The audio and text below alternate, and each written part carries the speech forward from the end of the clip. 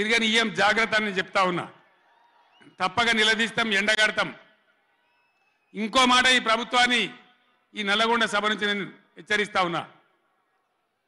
ఇవాళ గోదావరికి ప్రధానమైన ఉపనదే ప్రాణహిత నది. ఇవాళ కూడా 5,000 క్యూసెక్లు నీళ్ళు వస్తూ ఉన్నాయి. అవి ఎత్తిపోయాలి, ఎల్ఎండి ఎంఎండి నింపాలి, రైతులకు నీళ్ళు ఇవ్వాలి. కానీ ఏం చేస్తాను, మేడిగడ్డ పోతాము, బూరుగడ్డకు పోతాం, బొందలగడ్డకు పోతాం. ఏ తోకమట్టున్నది మేడిగడ్డ అక్కడ. మీ బండారం బిడ్డ ఈ స్టేజ్ మీద కూర్చున్న నాయకులు మేము అవుతున్నాము. ఈ అసెంబ్లీ అయిపోయిన తర్వాత మేము కూడా అడిగి పోతాం, మీ చరిత్ర మొత్తం ఎండగడతాం.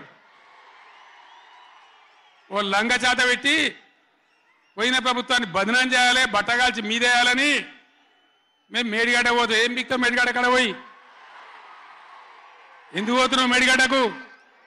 దమ్ముంటే నీళ్ళు ఎత్తిపోయి, నీళ్ళున్నాయి, కాపర్ డ్యామ్ పెట్టి కూడా నీళ్ళు ఎత్తిపోయచ్చు. రైతుల ఈ కేసీఆర్ని బదనాం చేయాలని ఒక దుష్టబుద్ధి పెట్టుకొని రైతుల పొలాలు ఎండగొడతారా? ఇలా బంధు పెట్టిన మైబాద్కు నీళ్ళు వస్తలేవు, డోర్నగర్కు నీళ్ళు వస్తలేవు, సూర్యాపేటకు తుంగతుర్తికి మునిపొచ్చిన నీళ్ళు వస్తలేవు, తగ్గిపోతున్నాయి. ఇదా మీ రాజకీయం, మీ చిల్లర రాజకీయం? మేడిగడ్డ కాడ ఉంటే అందులో 250 పిల్లర్లు ఉంటాయి, 250 300 ఉంటాయి. కాళేశ్వరం ప్రాజెక్ట్ అంటే ఒక ఆట బొమ్మ కాదు.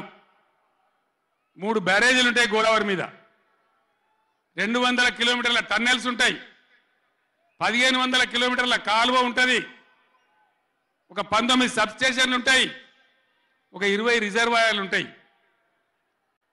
ఇదంతా కాళేశ్వరం ప్రాజెక్ట్ కాదట. ఒక 2-3 పిల్లర్లు కుంగిపోయినాయి. ఎన్నిసార్లు కుంగిపోలే? నాగార్జున సార్లు కుంగిపోలేదా? కడెం ప్రాజెక్టు గేట్లు కొట్టుకపోలేదా? మొన్నటిదాకా మూసీ ప్రాజెక్టు గేట్లు చక్కగా ఉండేదా? కొట్టుకపోలేదా? ఏదైనా పోతే సదరాలు దాన్ని మంచిగా చేయాలి, తొందరగా మంచిగా చేసి రైతులకు నీళ్ళు ఇవ్వాలి. కానీ మేము మేడిగడ్డకు పోతాం, బొందలగడ్డకు పోతాం, ఇదా రాజకీయమా? ఇది తెలివి అనిపించుకుంటుందా? ఇవి కాదు కావాల్సింది, రాష్ట్రానికి ప్రజలకు కావాల్సింది. ఓ లోడొచ్చు, వాళ్ళు గెలవచ్చు, ఎవరికి శాశ్వతం కాదు. మళ్ళా డబల్ స్పీడ్తో మేము అధికారంలోకి వస్తాం.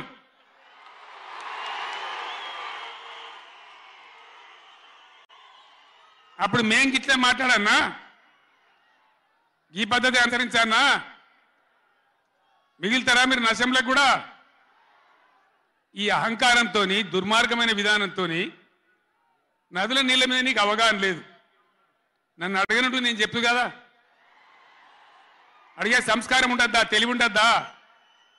అన్నా ఏం దగ్గర ఇట్లా అంటాను, కేఆర్ఎంకి అప్పచెప్పమంటాను, ఏం చేయాలి? ఈ పొన్నాల లక్ష్మయ్య గారు ఉన్నాడు, హరీష్ రావు ఉన్నాడు, నేనున్నా, కడియం సిఆర్ ఉన్నాడు, నీళ్ళ మీద పనిచేసిన వాళ్ళు ఉన్నారు.